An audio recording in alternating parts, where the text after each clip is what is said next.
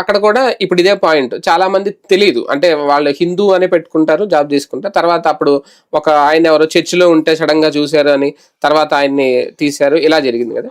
ఇక్కడ కూడా ఇప్పుడు ఆల్రెడీ ఉద్యోగాల్లో ఉన్నవాళ్ళు కానీ లేదు కానీ వాళ్ళ మీద ఏమన్నా ఒక ఇలాంటిది ఏమన్నా పెడతారా? వాళ్ళు చర్చిలకు వెళ్తున్నారని తెలుసుకుని వాళ్ళని తొలగించడం ఇలాంటివి ఏమన్నా చేయొచ్చా? భారతీయ జనతా పార్టీ రాష్ట్రంలో అధికారంలోకి వస్తే 2 తెలుగు రాష్ట్రాల్లో దేశంలో తరహాలో మార్పు జరుగుతుంది.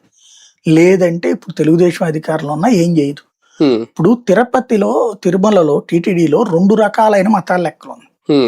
ఒకటి, గతంలో మన రాష్ట్ర ప్రభుత్వపు చట్టాలు ఎట్లుంటాయో అట్లాగే రిక్రూట్మెంట్స్ ఉంది. అక్కడ ప్రభుత్వంలో నువ్వు మతం ప్రాతిపదికన ఉద్యోగం తీసుకోరు, మామూలుగా రిజర్వేషన్ ప్రాతిపదికన ఈ ఉద్యోగాలు నడుస్తాయి. అలాగే ముస్లింలు, క్రిస్టియన్స్ కూడా వచ్చారు టీచర్లుగా, లేకపోతే ఇట్లా. వాళ్ళది ఆ విషయం మీద వచ్చిన గొడవ తర్వాత రాజశేఖర్ గారు నేను రిక్రూట్ చేయలేదు, ఇది ఎట్లా వచ్చారు అంటే ఇట్లాగ చట్ట ప్రకారం అండి అని చెప్పారు. అది అన్నాక అయితే దానికి సపరేట్ చట్టం తెచ్చాడు అతను. ఇక పైన ఓన్లీ హిందువులు మాత్రమే అలౌడ్ అని చట్టం రాజశేఖర్ రెడ్డి తెచ్చాడు.